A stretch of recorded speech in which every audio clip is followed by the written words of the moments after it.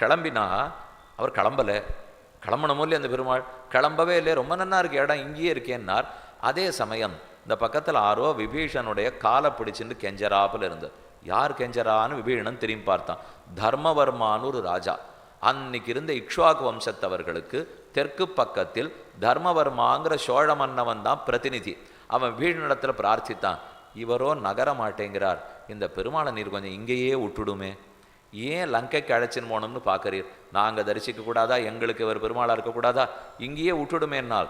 விபீஷணன் பார்த்தா, இல்லையே ராமன் கொடுத்துருக்காரே, நான் ஊருக்கு எடுத்துன்னு போகணுமே, நீர் இப்படி குறுக்க சொல்கிறீரே. மன்னன் நல்லவன், அவனுக்கும் தெரியறது, கொடுத்துட்டு போகலான்னு தோன்றது. ஆனால் அந்த பெருமாள் ஆணை இல்லையோ இல்லையோ, சரின்னு கிடக்கிற பெருமாளையே கேட்டான்.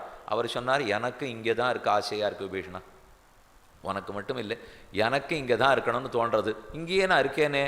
விபீஷணன் சொன்னான், அப்போ அடியேன்னு இங்கேயே இருக்கேன், எப்போ நீர் தான் எனக்கு தெய்வமோ உம்மைத்தான் நான் தினமும் பூஜிக்கணும், அப்படி தான் ராமன் எனக்கு கொடுத்துருக்கார், அப்போ நான் போகல, நான் இருக்கிறேன்னா. இல்லை இல்லை அதை பண்ணாதே, உனக்காக நான் ஒன்று செய்கிறேன், உன் ஊருக்கு தான் நான் வந்திருக்கணும், ஆனால் நான் வரல இப்போ, அதுக்காக உன் ஊரை நோக்கி கொண்டு தெற்கு நோக்கி சயனிக்கிறேன். இதை நான் எங்கேயும் பண்ண மாட்டேன், இந்த இடத்துல மட்டும்தான் இப்போ தெற்கு நோக்கி சயனம்.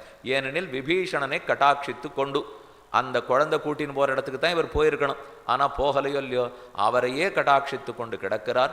மன்னுடைய விபீடனர்க்காய் மலர்கண் வைத்த என்னுடைய திருவரங்கர்னு பாசுரம். மனுகுல மகீபால வியானம்ரமௌலி பரம்பரா மணிமகரிகாரோச்சிகி நீராஜிதாங்கிரி சரோருகா ஸ்வயமத விபோ ஸ்வேன ஸ்ரீரங்க தாமனி மைதிலி ரமண பபுஷா ஸ்வார்காணி ஆராதனானி அதிலங்கிதா.